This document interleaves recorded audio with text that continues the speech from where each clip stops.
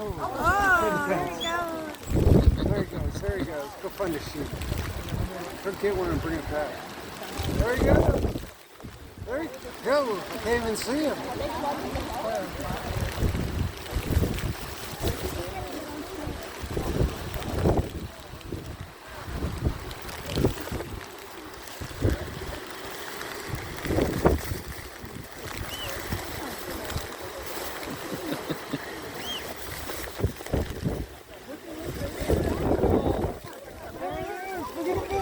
Oh my gosh.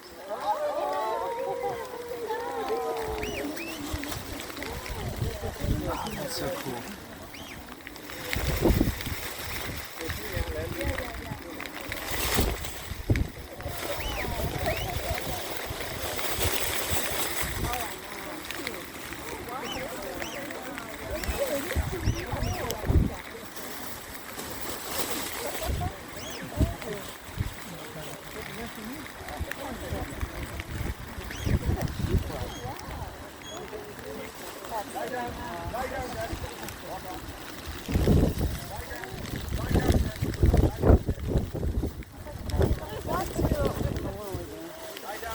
I'm still performing.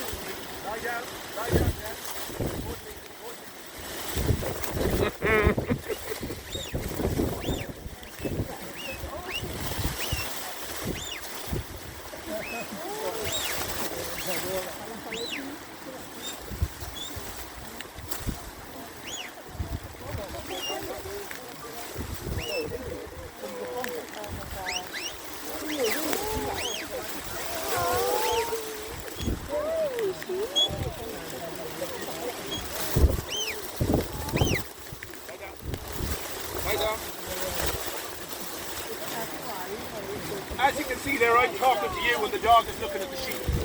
He doesn't care about anything else but the sheep. And the sheep are going to the furthest point away from the dog. They have a fear of him. That can go against you in a way really, because everything, when you set up your training, everything is structured. You don't want to have any problems.